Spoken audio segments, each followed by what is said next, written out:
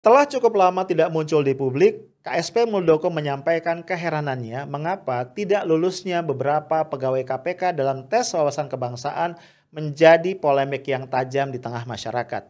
Menurut Muldoko, tidak lulus dalam TWK adalah hal yang wajar, terjadi juga di BPIP dan di beberapa lembaga yang lain. Kita perlu menegaskan pada Muldoko, rakyat tidak peduli pada BPIP dan yang lain. Rakyat peduli pada KPK yang dilemahkan secara sistematik di masa pemerintahan Presiden Jokowi.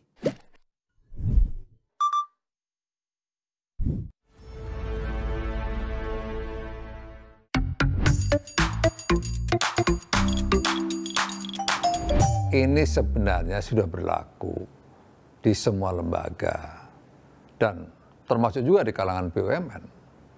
Soal tidak lolos uji TWK sebenarnya tidak hanya di KPK, tetapi juga di lembaga-lembaga lain pernah terjadi seperti itu kondisinya.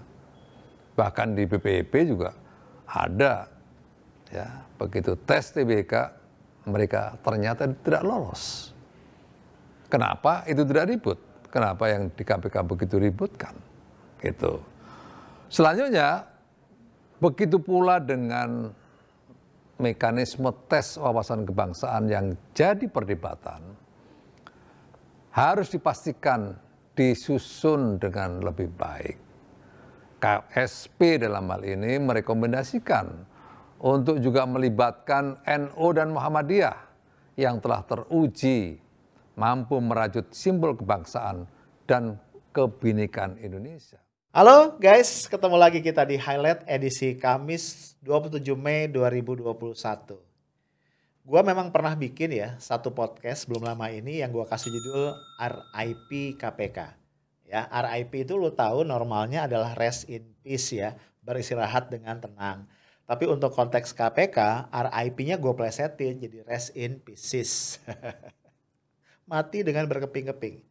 Karena dalam pemahaman gua, KPK ini bukan wafat dengan tenang ya, tapi memang dengan sengaja dibunuh oleh kepentingan-kepentingan politik yang merasa terganggu kalau KPK bisa kuat dan berdaya. Karena itu gua sebut rest in pieces.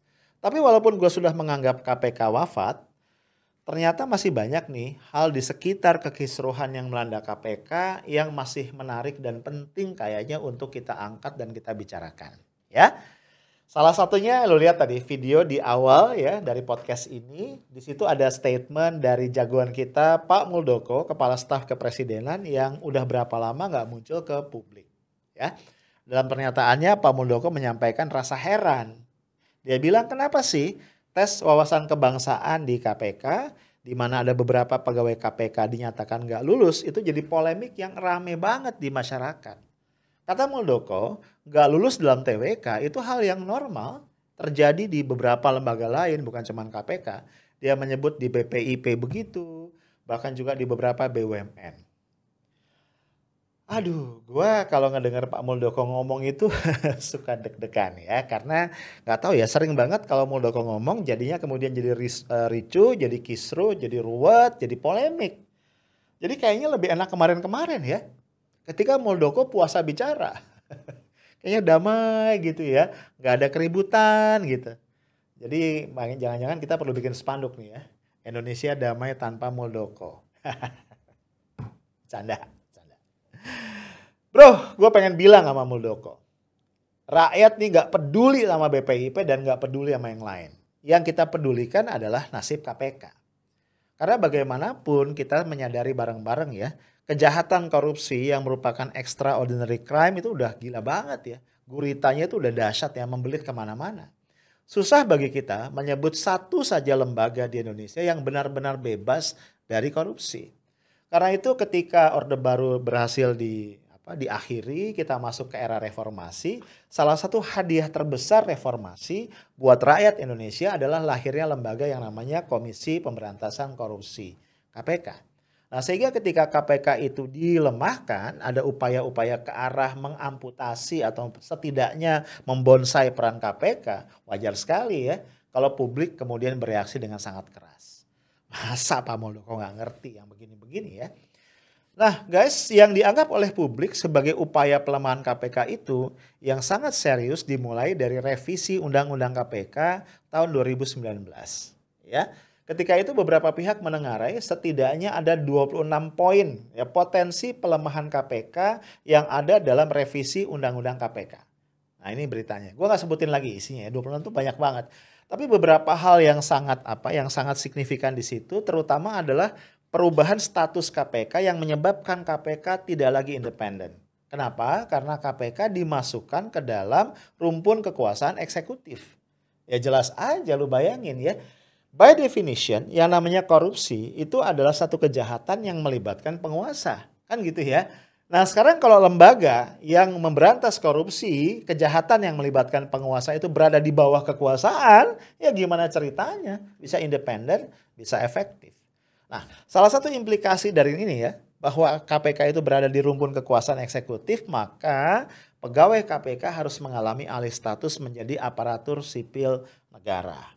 Ya, walaupun belum jelas ya, karena kalau kita bicara aparatur sipil negara kan bisa PNS ya, pegawai negeri sipil atau bisa pegawai kontrak kan gitu ya. Kita belum jelas nih, tapi yang jelas menjadi ASN, menjadi bagian dari pegawai pemerintah lah, gampangnya seperti itu. Nah ini tentu yang menjadi persoalan. Nah disitulah kemudian ada polemik baru atau ada persoalan baru yang menyangkut TWK kan, tes wawasan kebangsaan. Nah guys, ya gue juga pengen bilang sama Pak Muldoko ya, masa Pak Muldoko nggak ngerti persoalannya adalah pada TWK-nya itu sendiri. Ya, begitu banyak pertanyaan-pertanyaan yang absurd yang sama sekali tidak berkaitan dengan pemberantasan korupsi. Gue nggak usah detailin lagi deh ya, lu silakan lihat podcast gue sebelumnya yang udah ngebahas itu. Pertanyaan-pertanyaan yang sangat pribadi, menyangkut perilaku seksual, kemudian menyangkut HRS, menyangkut FPI, HTI, segala macam. Yang sekali lagi nggak ada hubungan apapun sama tupoksinya KPK. Nah, dalam kondisi seperti ini ya, akhirnya yang mengemuka adalah tuduhan-tuduhan radikalisme ya, terlibat pada radikalisme.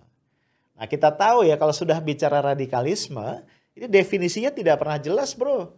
Ya, sehingga kuat dugaan ya, radikalisme atau radikal ini sekedar menjadi stigma yang digunakan oleh penguasa untuk siapa? Untuk melumpuhkan lawan-lawan politiknya.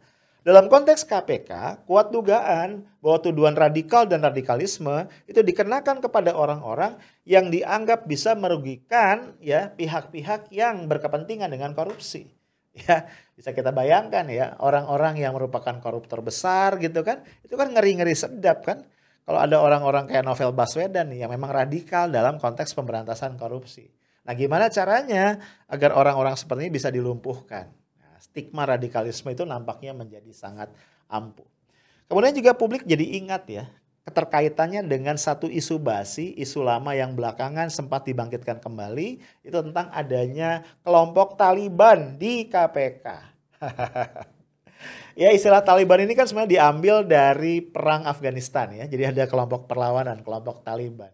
Nah dalam konteks di KPK yang disebut sebagai kelompok Taliban ini adalah beberapa penyidik ya. Termasuk di dalamnya mungkin Novel Baswedan dan teman-temannya. Yang memang menunjukkan religiositas ya. Orang-orang yang religius lah. Orang-orang yang taat beragama dan mungkin juga menampilkan beberapa simbol agama ya. Mungkin pakai jenggot atau mungkin pakai celana cingkrang ya. Walaupun sebenarnya kan ini penisbatan yang terlalu ceroboh menurut gua ya. Jenggot, celana cingkrang itu kan bisa jadi juga a part of model gitu ya. Nah, yang juga kita nggak boleh lupa ya, publik juga mengingat itu sebagai bagian dari kesatuan persoalan ya. Novel Baswedan, seorang penyidik senior yang cukup disegani ya, bahkan mungkin salah satu yang paling disegani, itu juga pernah mendapat musibah. Ya, ada orang yang menyiramkan air keras ke wajahnya, ke matanya, sampai kemudian satu kalau nggak salah dari dua mata beliau itu mengalami kebutaan permanen. Nah, yang bikin publik geram ketika itu, dua oknum polisi yang dianggap merupakan pelaku atau dinyatakan sebagai pelaku itu hanya dihukum sangat ringan. Ya. Alasannya karena mereka berdua, kata fakta persidangan, ya, itu nggak sengaja melakukan itu. Nggak sengaja melakukan itu, sebenarnya hanya ingin memberikan peringatan dengan menyiramkan ke badan, kemudian ternyata kena ke mata, kena ke muka gitu ya.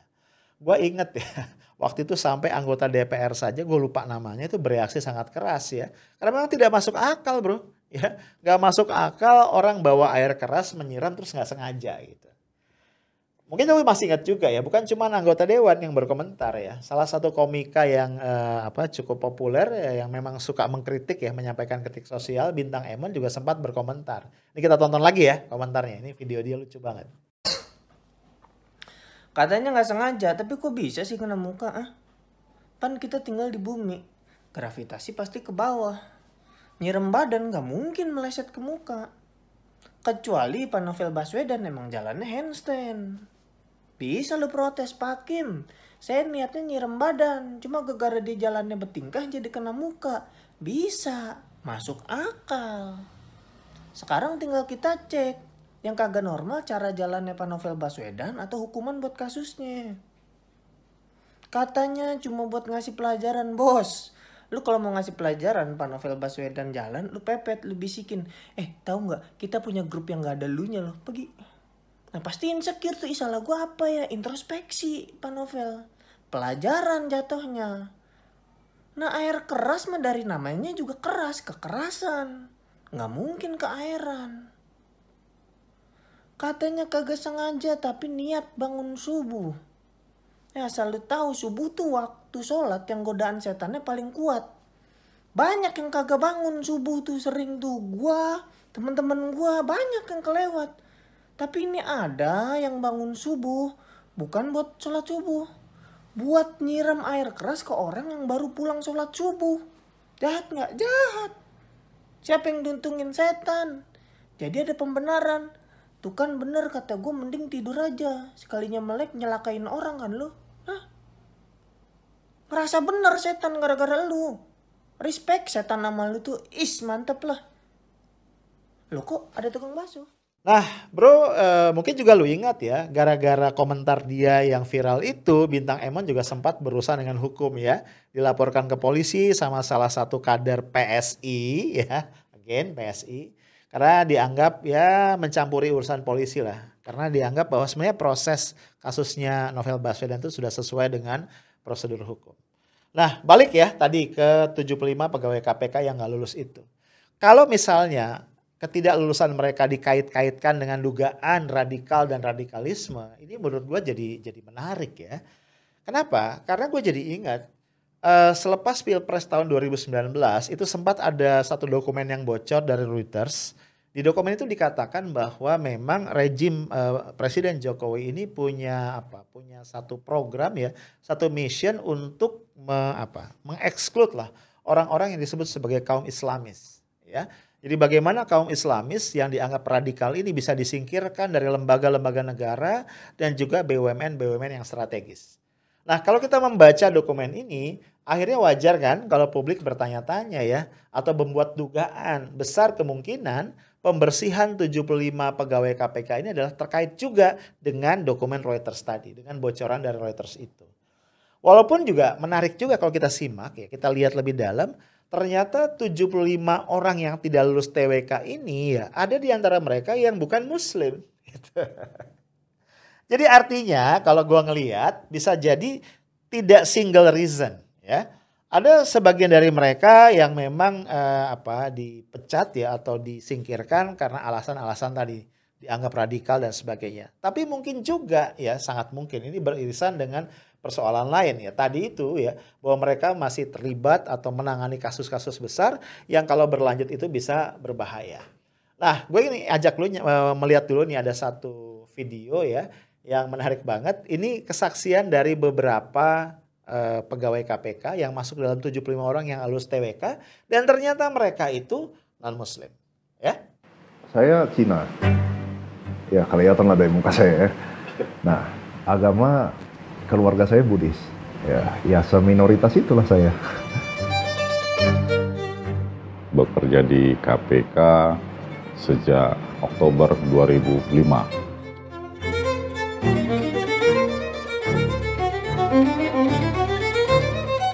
Saya salah satu penyidik KPK, dinyatakan tidak memenuhi syarat untuk menjadi ASN melalui proses tes wawasan kebangsaan itu.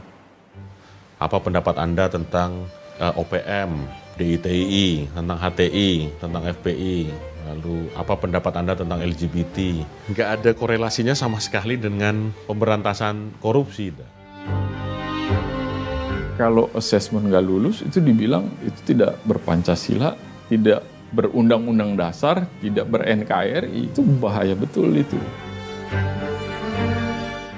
Saya menangani salah satu kasus yang mungkin menjadi atensi nasional, yaitu Bansos. Anggota DPR ada yang waktu itu jual beli jabatan di Kementerian Agama itu. Saya pernah tergabung di penanganan perkara simulator. Menemui orang yang sedang berperkara itu dilakukan oleh deputi penindakan, lalu naik helikopter itu dilakukan oleh ketua, yang kemudian saya ikut nentang dan lain-lain. Ya mungkin wajar aja kemudian nama saya itu masuk dalam radar beliau. Saya Kristen. Apa dasarnya dibilang Taliban? Saya juga ke gereja. Maksudnya kalau di KPK beneran ada Taliban, emang bisa orang kayak saya hidup di situ 4 tahun loh. Nama saya Benedictus Siumlala Martin, panggilannya Beni. Namaku Rizwin. Nama saya Herbert Nababan. Nama saya Andre Dedi Nainggolan. Nama saya Rasamala Aritonang.